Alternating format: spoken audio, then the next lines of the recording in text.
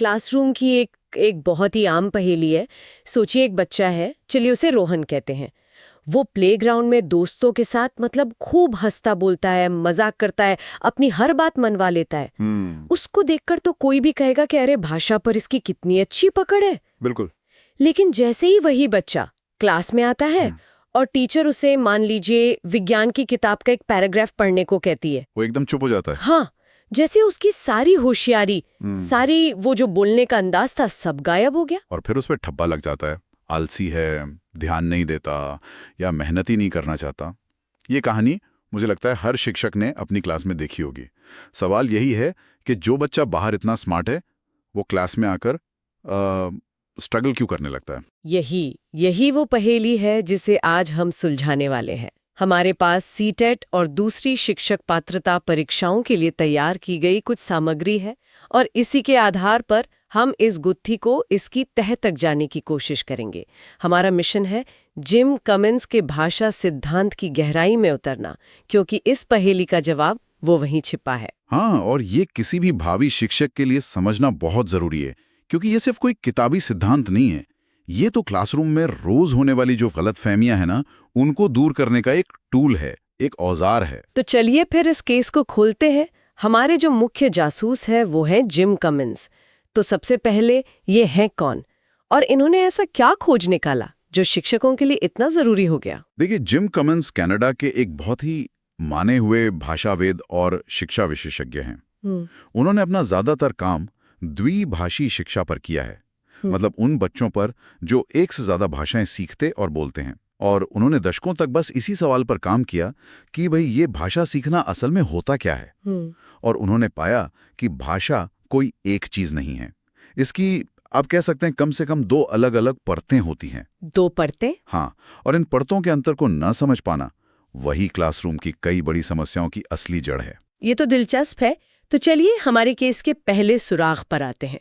रोहन की वो भाषा जो वो प्लेग्राउंड में बोलता है, हमारे स्रोतों में से BICS कहा गया है। ये क्या है? BICS का पूरा नाम है बेसिक इंटरपर्सनल कम्युनिकेटिव स्किल्स। पर अगर हम इसे आसान हिंदी में कहें तो ये है रोजमर्रा की सामाजिक बातचीत की भाषा। अच्छा, ये वो भाषा है जो हम दोस्तों से गपशप करने में, बाजार में सब्जी खरीदने में या परिवार के साथ मजाक मस्ती करने में इस्तेमाल करते हैं। हाँ, जैसे हमारे स्रोत में उदाहरण भी हैं, चलो खेलते हैं, मुझे वो बॉल दो, या आज का दिन कितना अच्छा है।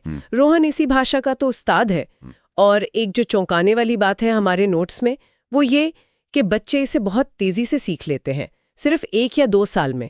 ऐसा कैसे? इसका कारण है संदर्भ, मतलब कॉन्टेक्स्ट। हाँ, जब रोहन प्लेग्राउंड में कहता है मुझे वो बॉल दो, तो वो सिर्फ शब्द नहीं बोल रहा, वो बॉल की तरफ इशारा कर रहा है। उसकी आंखों में एक उत्सुकता है, उसकी आवाज में एक अनुरोध है। तो सुनने वाले बच्चे के पास सिर्फ शब्द नहीं पहुंच रहे, ये सारे संकेत भी पहुंच रहे हैं। अच्छा, तो मतलब भाषा यहाँ अकेली नहीं है, उसके साथ पूरा माहौल, हाव भाव, इशारे सब मिलकर काम कर रहे हैं। बिल्कुल सही पकड़ा आपने। इसे कहते हैं कॉन्टेक्स्ट एम्बेडेड भाषा, यानी जो संदर्भ में पूरी तरह डूबी हुई हो। तो ये एक तरह की सर्वाइवल लैंग्वेज हो गई, जो सामाजिक माहौल में घुलने मिलने के लिए, अपना काम निकालने के लिए जरूरी है। एकदम। और इसलिए इसे सीखना आसान है, क्योंकि आपके पास शब्दों के अलावा भी बहुत सारे सहारे होते हैं। ये भाषा ज्यादातर सुनने और बोलने के कौशल पर निर्भर करती है, और ये यहाँ और अभी के बारे में है। ठीक है, ये बात तो समझ आ गई।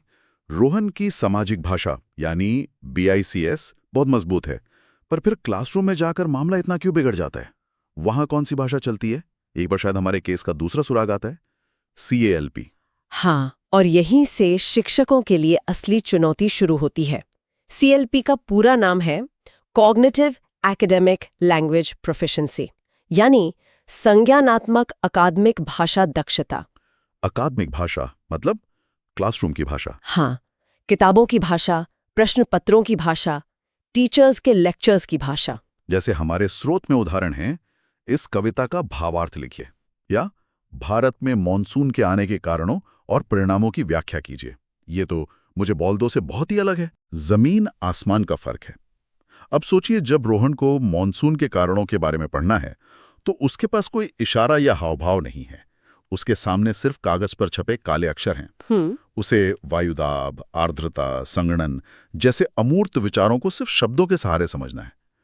यहां कोई कॉन्टेक्स्ट नहीं है जो उसकी मदद करे। इसे कहते हैं कॉन्टेक्स्ट रिड्यूस्ड भाषा। यहां दिमाग को बहुत ज्यादा कसरत करनी पड़ती है। और हमारे नोट्स में एक बहुत ही चौंकाने वाला तथ्य है। जहां BICS को विकसित होने में सिर्फ 1-2 साल लगते हैं, वहीं CLP को अपनी पूरी क्षमता तक पहुंचने में 5 से 7 साल लग सकते हैं। 5 से 7 साल? ये तो बहुत लंबा समय है। हाँ, और ये एक ऐसी जानकारी है जो शिक्षकों के लिए क्रांतिकारी है।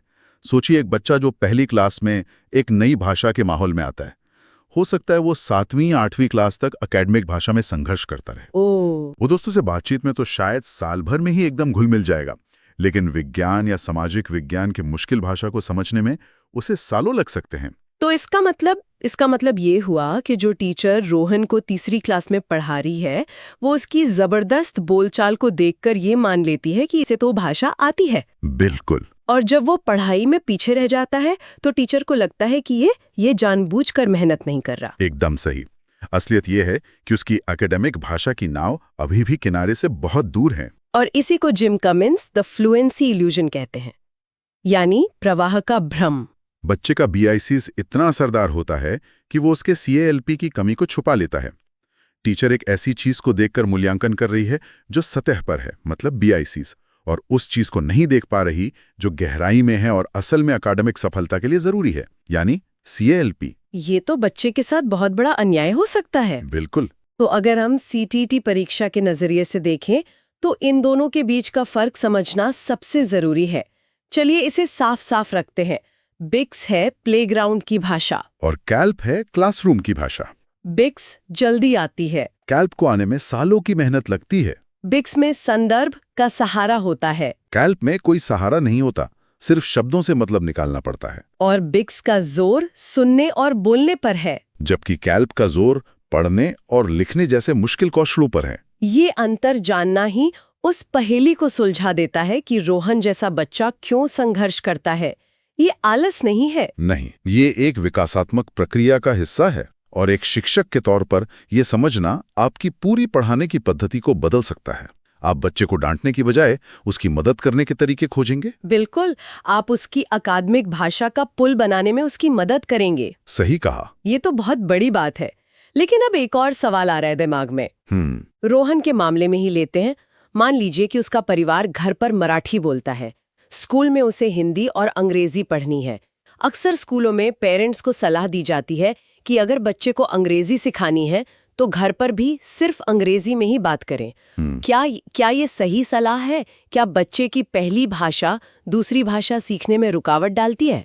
ये एक बहुत ही आम और उतनी ही, मैं कहूँगा, गलत धारणा है, और इसका जवाब कमिंस के तीसरे और शायद सबसे शक्तिशाली सिद्धांत में छुपा है। और वो क्या है? CUP, यानी कॉमन अंडरलाइंग प्रोफिशिएंसी।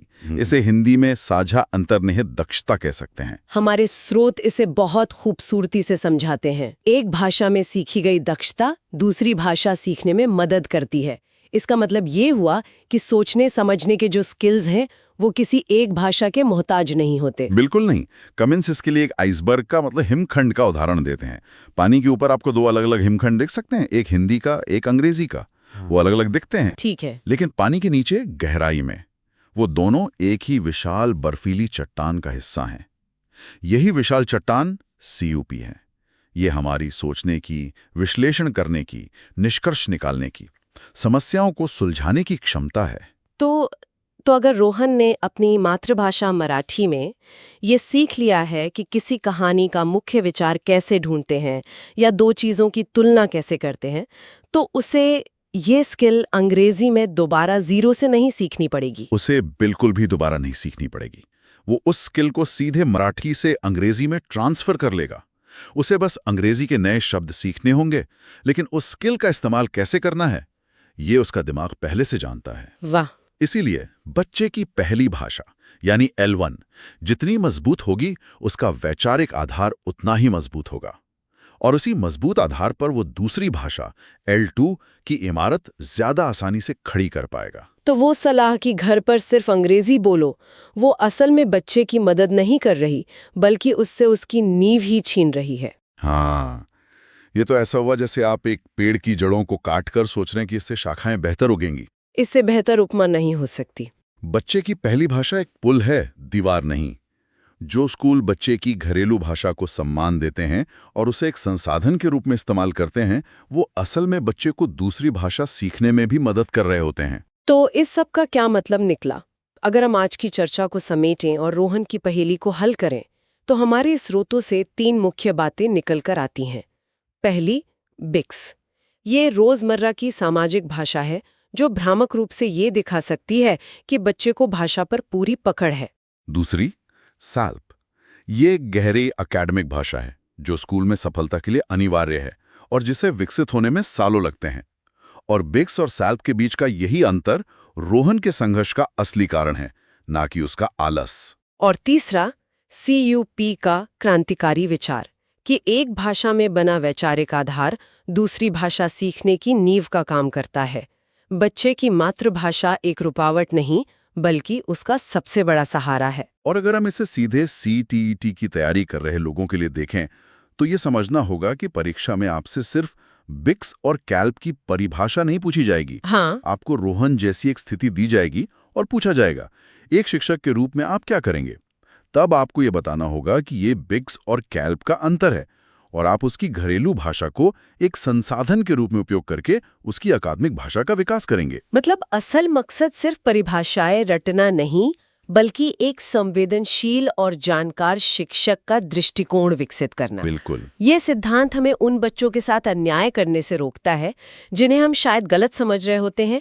और इसी के साथ हम आज की चर्चा के अंत में पहुंचते हैं। इन स्रोतों पर विचार करने के बाद एक सवाल मन में रह जाता है, जिसे हम अपने सुनने वालों के सोचने के लिए छोड़ना चाहेंगे। जरूर। ये सब जानने के बाद ये सोचने पर मजबूर करता है, आज हमारी कक्षाओं में कितने ही आलसी या कमजोर समझे जाने वाले बच्चे असल में रोहन की तरह ही हैं, जिनका बिक्स तो विकसित हो चुका है, पर जिनका कैल्प अभी भी बन रहा है। और कल जब हम शिक्षक बनेंगे, तो हम सोमवार की सुबह अपनी क्लास में पहला ऐसा कौन सा कदम उठा सकते हैं जो इन बच्चों के लिए दीवार बनाने की बजाय एक पुल बनाने की शुरुआत करे।